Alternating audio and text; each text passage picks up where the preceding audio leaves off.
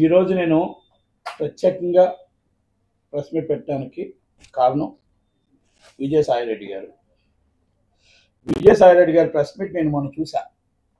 చాలా అద్భుతంగా, చక్కగా ఒక రాజ్యసభ సభ్యుడిగా, ఒక ఆడిటర్గా, ఒక సమాజానికి 65 సంవత్సరాలు అనుభవంతో ఆయన మాట్లాడిన మాటలు అన్నీ చూశాను. నేను గత ప్రెస్ మీట్లు కూడా చూశాను. గత ప్రెస్ మీట్లో సమాజానికి ఆయన రాజ్యసభని ఎందుకు చేయాలో చెప్పడం చూశాను. రాజ్యసభలో మాట్లాడడము చూశాను. ఇప్పుడు కూడా ఆయన మాట్లాడినవి చూశాను. తప్పలేదు. చాలా ఆయన ఆవేశంతో మాట్లాడడంలో తప్పలేదు. ఎందుకంటే ఆయన మీద అబండాలు వేశారు. అన్యాయంగా ఆయన మాట్లాడుతున్నారు కాబట్టి ట్రోల్ చేస్తున్నారని ఉద్దేశంతో ఆయన అన్నాడు అని ఆయన అంటున్నాడు.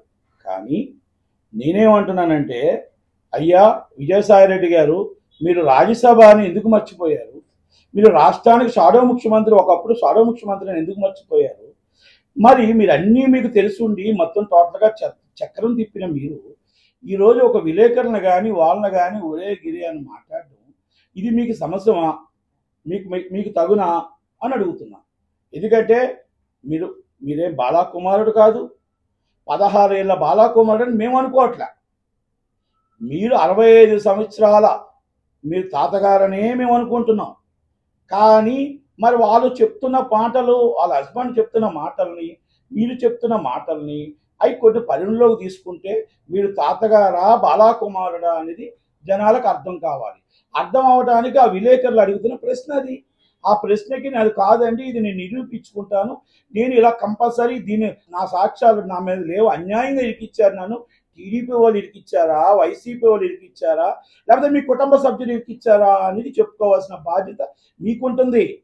యాజ్ అ పబ్లిక్ పర్సన్ మీరు ఆల్రెడీ పబ్లిక్లో రాజ్యసభ సభ్యుడిగా ఎన్నికయ్యారు. విశాఖపట్నాన్ని దోచుకోవడానికి తయారయ్యారు. తర్వాత మిమ్మల్ని భరించలేక జగన్మోహన్ రెడ్డి గారు నెల్లూరుకి పంపించారు. ఇవన్నీ వాస్తవాలు ఎంతో ఆ అమ్మాయి ప్రసన్న అన్న హస్బెండ్ చెప్పినవి కూడా వాస్తవాలే అని కనిపిస్తున్నాయి. ఇది నేను చెప్పట్లేదు, ఇది సోషల్ మీడియా చెప్పట్లేదు.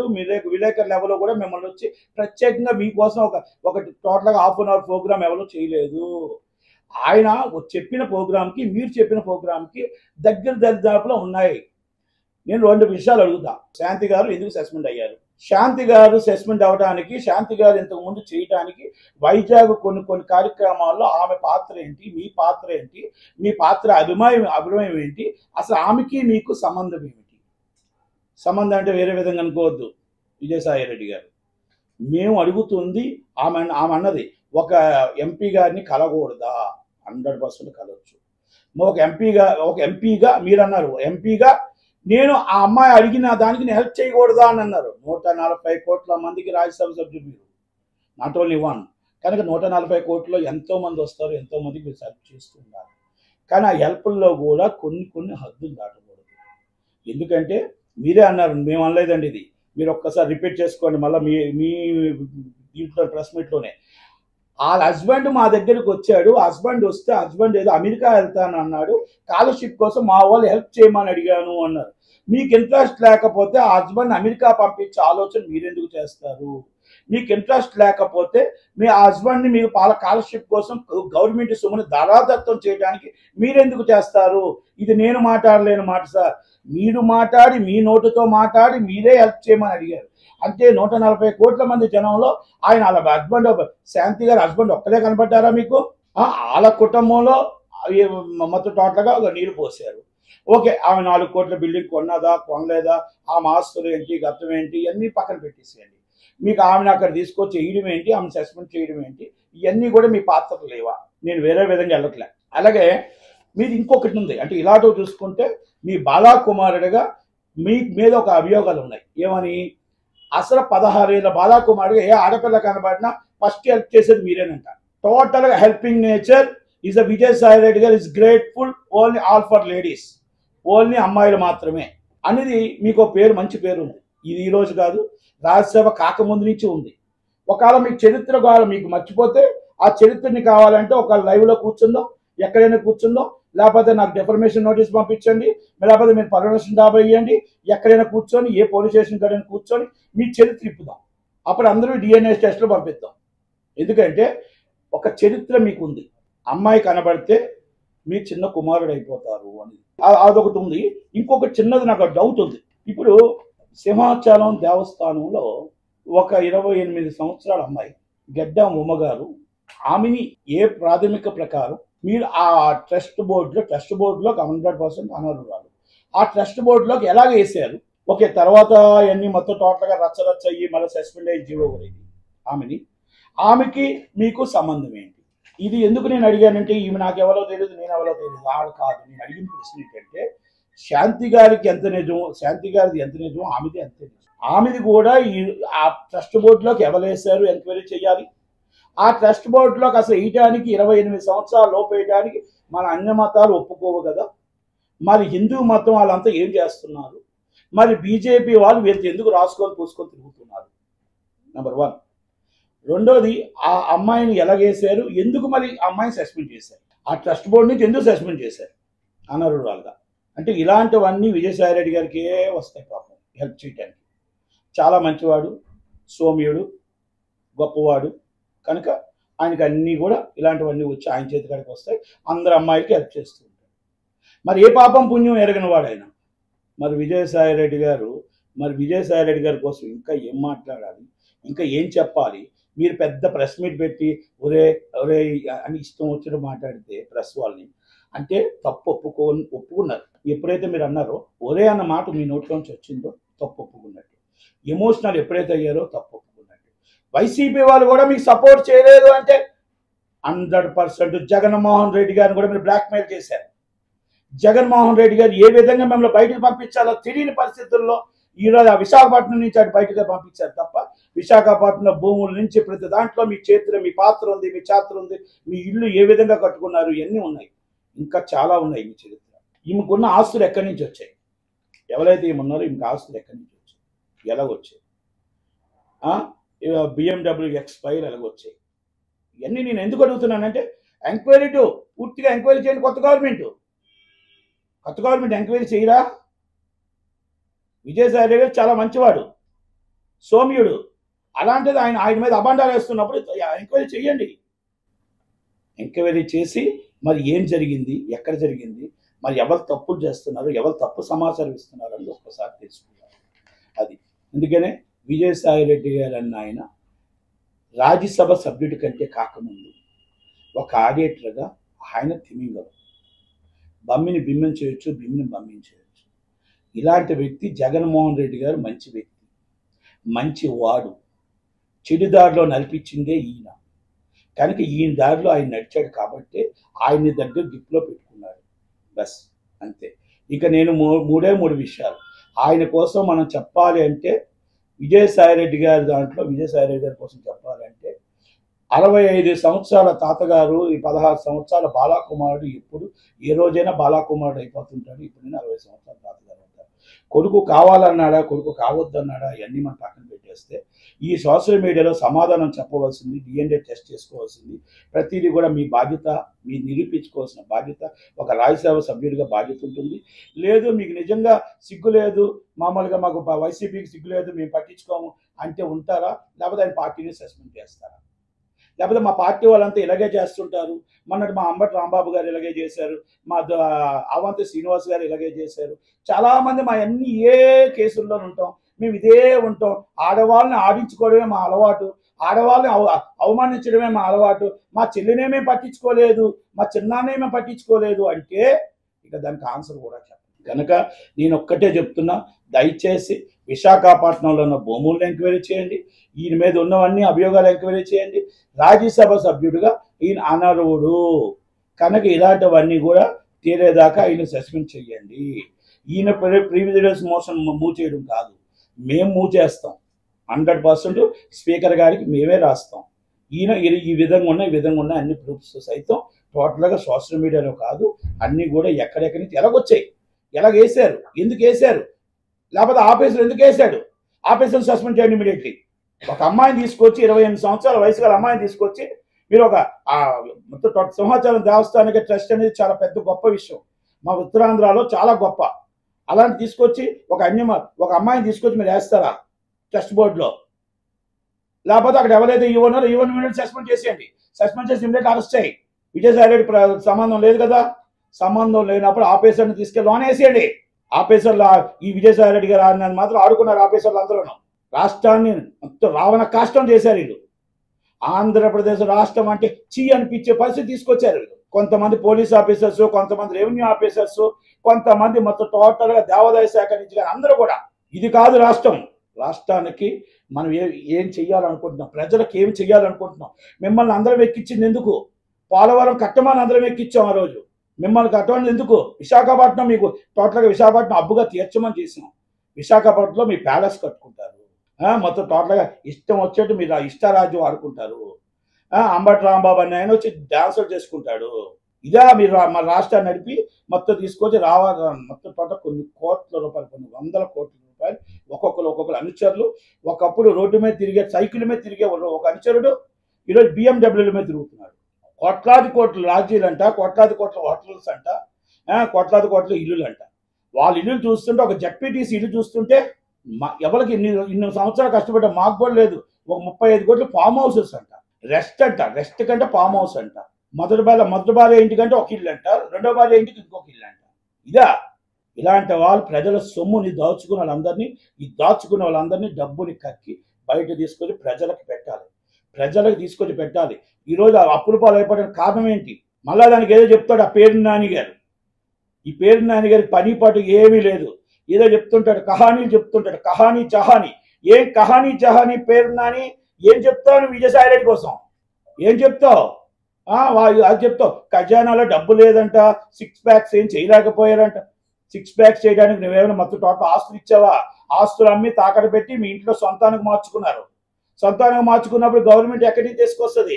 చేస్తుంది. 1వ తారీఖు జీతాలు ఇవ్వడం మొదలుపెట్టింది.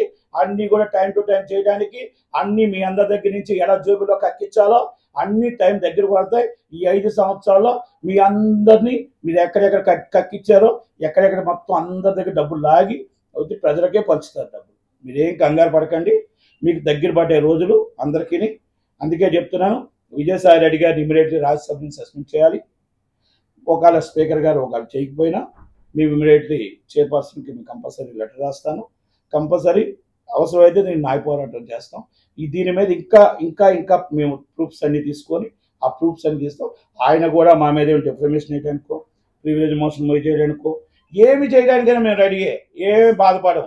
పోలీస్ కేసు పెడతారా? ఏం పెడతారా? ఆయనకి అలవాటే బ్లాక్ మెయిలర్ అంటారు. జగన్మోహన్ రెడ్డి గారిని బ్లాక్ మెయిలింగ్ చేస్తాడు. మేమేమాత్రం. కనుక విజయసాయి రెడ్డి గారు మిమ్మల్ని మేము వేరే పేరు పెట్టడం కూడా రాదు. ఎందుకంటే వయసుకి మర్యాద ఇచ్చేవాళ్ళం మేము. వయసుకి మర్యాద తెలియదు మీ పార్టీలో ఉన్నారు, వయసుకి మర్యాద ఇవ్వడంలో మా పార్టీలో. కనుక విలువలతో మా నాయకుడు మమ్మల్ని నేర్పించాడు. విలువలు లేని మీకు విలువలు నేర్పలేని మీ నాయకుడు. అది మీకు తేడా. ఇప్పటికీ విజయసాయి రెడ్డి గారు అంటున్నాం అంటే మా నాయకుడు నేర్పించింది మాకు ఇది. కానీ మీ నాయకుడు నేర్పించింది విలువలు లేకుండా పెద్దవాళ్ళకి మర్యాద ఇవ్వకుండా మాట్లాడించింది మీరు. కనుక దయచేసి నేను 2 మొక్కలు చెప్పాను, 3వ మొక్కల దాకా మళ్ళీ నాకు చెప్పించు. మీరు ఎవరైనా కౌంటర్ వస్తే ఆ కౌంటర్ తగ్గట్టు తగ్గమని ఉన్నవన్నీ మీకు మొత్తం బయట పెట్టి మొత్తం టోటల్గా చరిత్ర పుట్టల్లో బాలాకుమారుడు పేర్లు అన్నీ మొత్తం బయట పెడదాం. ఎందుకంటే కొంతమంది ఆడపిల్లల పేర్లు నేను బయట పెట్టాను, నాకు ఇష్టం లేదు, వద్దు కూడా. ఎందుకంటే ఇవన్నీ అఫీషియల్గా ఎందుకు నేను కూడా ఎలాగా అపాయింట్ అయింది, ఎలా సస్పెండ్ అయింది, దీనికి లింక్ ఏంటి విజయసాయి రెడ్డి గారికి అని మాత్రం అడుగుతున్నా. అది మాత్రమే అడుగుతున్నా నేను, ఇంకా ఏం అడగట్లా. శాంతి గారి లింక్కి ఈ లింక్కి ఏమైనా తేడా ఉంటుందా, లేకపోతే సేమ్ లింకులు ఉంటాయా? ఇలాంటి లింకులు 100 ఉంటాయి, ఇంకా కోకోకోళ్ళు ఉంటాయి, 100 ఉంటాయి. అందరూ అమ్మాయిలు మాత్రమే ట్రాక్ లైన్, వాళ్ళ అమ్మాయిలు మాత్రమే, వేరే వాళ్ళకి ఎవరికి మగపిల్లలకి నాటే అలవాటు. కనుక విజయసాయి రెడ్డి గారు దానికి సమాధానం చెప్పాల్సిన అవసరం. ఇది విజయసాయి రెడ్డి గారి చరిత్ర, వైసీపీ చరిత్ర. వైసీపీకి చరిత్ర లేదు, చరిత్ర అయిపోయింది. డన్ను గన్ని అన్న ఉన్నాయి, పని లేదు. ఇంకా ఆ పని లేకుండా ఆల్రెడీ ప్రతిపక్షంలో కూడా లేకుండా చేసేసాయి. కనుక ఆ నాయకుడికి నిజంగా చిత్తశుద్ధి ఉంటే ఇలాంటి వాళ్ళందరినీ సస్పెండ్ చేసి ఆ తండ్రి మహానాయకుడు రాజన్న పేరు పెట్టినందుకు రాజశేఖర్ రెడ్డి గారి పరువు నిలబెట్టే ఆయనకైనా ఇలాంటి వాళ్ళందరినీ బయటకు తోసేస్తే మంచిది. ఆయనకున్న పేరుని మీరు తీసుకొచ్చి బయట మొత్తం సర్వనాశనం చేశారని మాత్రం మేము చెప్పవచ్చు.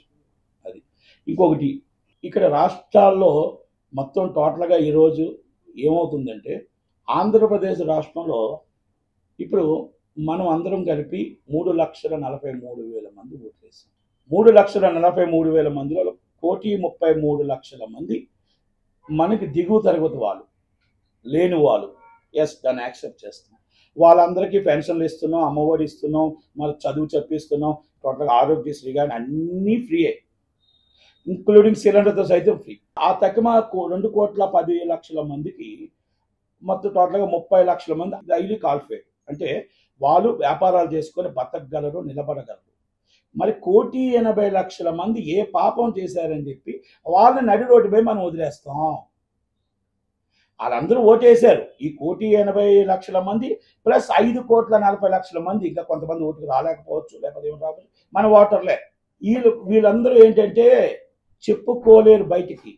ఈరోజు ఆకలితో ఉన్నావా, ఈరోజు మనం బట్టలు వేసుకున్నావా, ఈరోజు బండిలో పెట్రోల్ ఉందా లేదా, ఇంట్లో మన తిండి ఉందా లేదా, బియ్యం ఉన్నాయా లేవా, పిల్లల్ని ఆకలితో పెట్టగలరే తప్ప బయటకు వచ్చి మాకు ఇది ఇవ్వండి, మాకు ఇది చెయ్యండి అని చెయ్యి చాపి అడుక్కోలేని పరిస్థితుల్లో ఈ 1,80,00,000 మంది ప్రజల మధ్యతరగతి కుటుంబీకులు ఉన్నారు.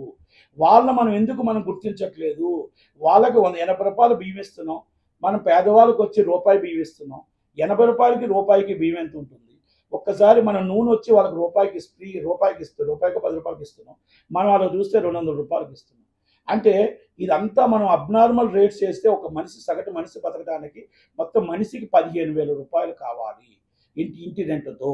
ఆ ఫ్యామిలీగానే అయితే 22,000 కావాలి, పిల్లలు అయితే 30,000 రూపాయలు కావాలి, పిల్లలు పెద్ద అవుతూ ఉంటే వాళ్ళ చదువులకి వాటికి కలిపి 45,000 కావాలి. మరి ఈరోజు జీతాలు ఎక్కడి నుంచి వస్తున్నాయి? 45 నుంచి 60,000 రూపాయలు మామూలు పెద్ద అయితే జీతం, మినిమం మెయింటెనెన్స్ కావాల్సి వస్తున్నప్పుడు ఈరోజు మనకు జీతం ఎంత వస్తుంది?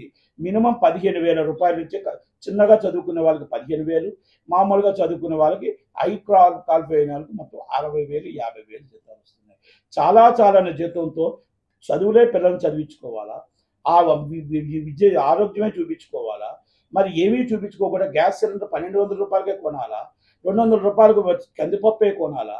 మరి వీళ్ళందరూ ఏం పాపం చేశారని ఇంత డబ్బు చేసి ఒకవేళ డబ్బు సరిపోతే ఎవరికి చెప్పుకోలేక ఆ తల్లిలో తండ్రిలో ఒక పూట తినక, ఒక పూట తిని ఆ తల్లికి ఆ పిల్లల్ని చదివించుకొని ఆ ఆరోగ్యంలో కానీ ఆ దేవుని ఆరోగ్యం బాగాలేకపోతే ఆ నెలంతా పస్తుండి ఆ ఆరోగ్యశ్రీ లేక, ఇన్సూరెన్సులు లేక, ఏమీ లేక మరి ఆ పిల్లలు ఆ డబ్బు అంతా అటు వెళ్తూ ఉంటే, ఆ డబ్బు వెళ్తున్న నెల రోజులు వాళ్ళందరూ ఆకలితో ఉంటే మనకి వాళ్ళని మనం పట్టించుకోము. గవర్నమెంట్ ఏదైనా సరే, తెలంగాణ అవ్వచ్చు, ఆంధ్ర అవ్వచ్చు, వాళ్ళు మనం ఏం పాపం చేశారు? మధ్యతరగతిగా పుట్టారని. మధ్యతరగతి కుటుంబీలుగా పుట్టడమే తప్ప పాపమా? వాళ్ళ మీద మనం ఎందుకు పట్టించుకోవట్లేదు? మిమ్మల్ని సిలిండర్ ఫ్రీ అడగట్లేదు వాళ్ళు, మీరు 400 సిలిండర్ ఇవ్వండి. మిమ్మల్ని పప్పు 200 రూపాయలకి అడగట్లా, 100 రూపాయలకి అడగట్లా, 50% రేట్లు ఇవ్వండి. మీరు బియ్యం రూపాయికి అడగట్లా, మీరు 50 రూపాయలకి ఇవ్వండి. ఒక రేటు చేసి ఆ మధ్యతరగతి కుటుంబీకులను కాపాడండి. ఆ మధ్యతరగతి కుటుంబీకులు మేము పెన్షన్ అడగట్లా, ఆ మధ్యతరగతి కుటుంబీకులు మిమ్మల్ని అమ్మఒడి అడగట్లా. విద్యా వైద్యం ఫ్రీ చేయండి. విద్యా వైద్యంకి అక్కడ కులమత భేదాలు పెట్టద్దు. గొప్పవాళ్ళు, పేదవాళ్ళు, లేనివాళ్ళు, ఉన్నవాళ్ళు మాత్రమే పెట్టండి. విద్యా వైద్యం ఈ 2 ఫ్రీ చేయండి. ఆ 2 ఫ్రీ చేస్తే సగటు ప్రజలందరూ బాగుపడతారు. దయచేసి ఈ మధ్యతరగతి కుటుంబీకులు మాట్లాడండి. వాళ్ళందరూ రాజకీయ నాయకులు, వాళ్ళని పట్టించుకోండి. ఎంతసేపు మీకు వచ్చిందా, మీకు అమ్మఒడి వచ్చిందా, మీకు మొత్తం రుణమాఫీ వచ్చిందా? అది కాదు వచ్చేది. ఈ మధ్యతరగతి కుటుంబీకులే ఈ రోజు సాయంత్రం 4 గంటల నుంచి రాత్రి 1 గంట దాకా ఓటేసింది మధ్యతరగతి కుటుంబీకులే. ఎందుకు ఓటేసారో తెలుసా? మన ఆంధ్రప్రదేశ్లో మన పిల్లలు మన దగ్గరికి వచ్చి చదువుకుంటారు, పరిశ్రమలు వస్తాయి. మనం ఎక్కడో బెంగళూరులో నా పిల్లలు చదువుకోవద్దు, ఎక్కడో చెన్నైలో నా పిల్లలు చదువుకోవద్దు, ఎక్కడో హైదరాబాద్లో నా పిల్లలు చదువుకోవద్దు. నా పిల్లలు నా కళ్ళ ముందు చదువుకోవాలంటే పరిశ్రమలు కావాలి, చంద్రన్న రావాలి, పవన్ కళ్యాణ్ గారు రావాలి. అందుకనే 4 గంటల నుంచి 1 గంట దాకా నీళ్ళు లేకుండా, పాలు లేకుండా కూర్చోబెట్టి ధనామందన ఓట్లు వేసుకుంటూ వెళ్ళారు అంటే ఆ మధ్యతరగతి కుటుంబీకులే. మా పిల్లలు ఇక్కడ చదువుకుంటే మా ముందు బతుకుతారు. చాలా జీతంతో ఎక్కడో హైదరాబాద్లో, ఎక్కడో చెన్నైలో, ఎక్కడో గల్ఫ్లో బతకొద్దు. మా రాష్ట్రంలో మేము గర్వంగా బతుకుతాం. మాకు పరిశ్రమల్లో మాకు జీతాలు ఇవ్వండి, ఉద్యోగాలు ఇవ్వండి, పరిశ్రమలు రప్పించండి అని చంద్రబాబు గారిని గెలిపించారు. కాబట్టి ఈ మధ్యతరగతి కుటుంబీకులకి మనం 1,200 మన సిలిండర్ ఇచ్చి 380 రూపాయలు మొత్తం టోటల్గా వాళ్ళందరికీ ఫ్రీగా ఇవ్వడం అనేది కరెక్ట్ కాదు. దయచేసి ఒక సబ్సిడీ రేట్ పెట్టండి. ఆ సబ్సిడీ రేట్లో మనం భరించుతామా, ఏం చేస్తామా, ఎలా చేస్తామా, ఏ విధంగా మనం రాబడి పెట్టుకుందాం, ఏ విధంగా చేసుకుందాం అని ఒకటి పెట్టుకోవాలి. అవన్నీ మనం పెట్టుకున్న మధ్యతరగతి కుటుంబీకులను కాపాడాలి. ఇన్కమ్ పెరగడానికి మీరు 2 విషయాలు చేసుకోవాలి. మీరు దాన్ని వదిలేస్తున్నారు. ఇన్కమ్ పెరగడానికి వదిలేస్తున్నారు. ఈ మధ్యతరగతి కుటుంబీకులమే పడిపోతున్నారు. మీకు ఈరోజు చెప్తున్నా, మార్కెట్లో విశాఖపట్నంలో మద్దిలపాలెం అనే సెంటర్లో 3 లక్షల రూపాయల గజం ఉంటే ఆ 3 లక్షలకి గవర్నమెంట్ వాల్యూ 50,000 కడుతుంటే 2,50,000 బ్లాక్ మనీ ఇవ్వని మీరే కదా ప్రోత్సహిస్తుంది. 3 లక్షల రూపాయలకి మీరు ట్యాక్స్ కట్టించుకోవచ్చు కదా. 3 లక్షలకి మీరు అప్గ్రేడ్ చేయొచ్చు కదా. మీ చేతుల్లో పనే కదా. 2,50,000 రూపాయలు బ్లాక్ మనీగా మనం ప్రోత్సహిస్తున్నాం గవర్నమెంట్. పంచాయతీల్లో మనం ఒక ఉదాహరణకి ఒక పంచాయతీలో 13,000 పంచాయతీలు ఉన్నాయి. పంచాయతీ చట్టం ప్రకారం మనకు రావాల్సిన డబ్బు నెలకి ఒక పంచాయతీ, మేజర్ పంచాయతీకి 22 లక్షలు రావాలి. ఒక స్మాల్ పంచాయతీకి 11 లక్షలు రావాలి. ఈ రోజు ఆ పంచాయతీకి 50,000, 2,000, 2 లక్షల రూపాయలు కూడా రావట్లేదంటే లంచాల రూపంలో వెళ్ళిపోతున్నది. రాజకీయ నాయకులు తింటున్నారా? ఆఫీసర్లు తింటున్నారా? ఎవరు తింటున్నారు? ఈ 13,000 పంచాయతీ నుంచి ఎందుకు ఈ డబ్బులు మనం కలెక్ట్ చేయలేకపోతున్నాం? మన దగ్గర మ్యాన్ పవర్ లేదా? మన దగ్గర చట్టం లేదా? చట్టంగా నేను కొత్తగా చట్టం చేయమని చెప్పట్లా. ఆ చట్టంలో మీకు ఉదాహరణకు ఒక థియేటర్ ఉంది. 1,17,000 ట్యాక్స్ని 2,000 రూపాయల ట్యాక్స్ ఏ విధంగా వేస్తున్నారు? ఇది ఎక్కడి న్యాయం రా బాబు అని అడగలేకపోతున్నారా? ఇది చట్టం ప్రకారం 1952 చట్టం, పంచాయతీ చట్టం అడుగుతుంది. ఆ చట్టం ప్రకారం మీరు ఎందుకు దాన్ని మానిటరీ చేయలేకపోతున్నారు? ఎందుకంటే మీ లంచాలు పోతాయి, మీ బ్లాక్ మనీ పోతుంది. అక్కడ బ్లాక్ మనీ పోవాలి, రిజిస్ట్రేషన్లో బ్లాక్ మనీలు పోవాలి. మీకు ఇన్కమ్ ఎక్కడి నుంచి వస్తుంది అప్పులు కాకపోతే? ఈ రెండింటి మీద పెట్టండి. ఈ మధ్యతరగతి కుటుంబీకులను కాపాడండి. ఇలా ఎన్నో ఉన్నాయి, పరిశ్రమలు ఉన్నాయి, జిఎస్టీలు ఉన్నాయి, మొత్తం టోటల్గా ఎన్నో రావాల్సిన ట్యాక్సులు ఉన్నాయి. అవన్నీ మనం మ్యాన్ పవర్ని పెట్టుకొని అన్ని దగ్గరుండి మనం లాక్కుంటే మనం ఏం చట్టాలు చేయాల్సిన అవసరం, పాత చట్టాలే ఉన్నాయి. ఇది నేను పవన్ కళ్యాణ్ గారికి ఎందుకు చెప్తున్నానంటే, పవన్ కళ్యాణ్ గారు పంచాయతీరాజ్ శాఖ చేస్తున్నారు కాబట్టి, అవినీతిమయంలో పంచాయతీరాజ్ శాఖ ఉంది కాబట్టి, ఇది నేను చెప్పింది తప్పు అంటే నా మీద కేసు పెట్టండి. ఇది నేను చెప్పి నిరూపించలేకపోతే నా మీద ఏవైనా జైలుకు పంపించండి. నేను ఉదాహరణకి ఈ 2 అడుగుతున్నా. ఈ రెండింటిలో తీసుకొస్తే కొన్ని 100 కోట్లు వస్తాయి నెలకు ఆదాయం. నెలకి కొన్ని 100 కోట్ల నెలకు ఆదాయం వస్తే మనం ఈరోజు ఇవ్వాల్సిన ఈ కార్యక్రమాలన్నీ కూడా బ్రహ్మాండంగా ఇంకొకరిని అప్పు చేసుకోవాల్సిన అవసరం. మన రాష్ట్రం ధనిక రాష్ట్రం, అప్పుల రాష్ట్రం కాదు. అలాగే సేమ్ వర్తిస్తుంది తెలంగాణ. తెలంగాణలో మీరు ఎందుకు చేయలేకపోతున్నారు? ఇవన్నీ మనం చేయాల్సిన తెలంగాణలో అవ్వచ్చు, ఆంధ్రప్రదేశ్లో అవ్వచ్చు. ఇవన్నీ కూడా మీరు చేయకపోవడం వల్ల ఈరోజు రాష్ట్రంలో బ్లాక్ మనీ రూపంలో తాండవం చేస్తూ, ఆ బ్లాక్ మనీ అనేది బయటకు వెళ్తూ మొత్తం టోటల్గా ఈరోజు 50 కోట్లు ఎలక్షన్స్కి అవుతున్నాయంటే కారణాలు ఏంటి? ఇవన్నీ కూడా ఆలోచించండి. మధ్యతరగతి కుటుంబీకుల్ని సర్వనాశనం అయిపోతున్నారు. ఇది నేను ఒక మాట, నా మాటగా మీరు ప్రతి ఒక్కరికి మీకు బాధ అనిపించింది అయితే, ఇది నిజం అనుకుంటే మీరు అందరూ చెయ్య కలపండి. సోషల్ మీడియాలో మీరు చెయ్య కలిపి మధ్యతరగతి కుటుంబీకులు కాపాడటానికి నిలబడండి. ఇది నేను చెప్పింది తప్పు అనుకుంటే దీంతో ఇక్కడితోనే వదిలేయండి. ఇది నేను మాట్లాడినవన్నీ తప్పు అనుకుంటే వదిలేయండి. మంచి అనుకుంటే ప్రతి ఒక్కరు ఒక లైక్ చేసి, ప్రతి ఒక్కరు కూడా ఇది కరెక్ట్, మధ్యతరగతి కుటుంబీకులు కాపాడాలి అని అనుకుంటే మాత్రం దాని మీద ఒక లైక్ చేయండి.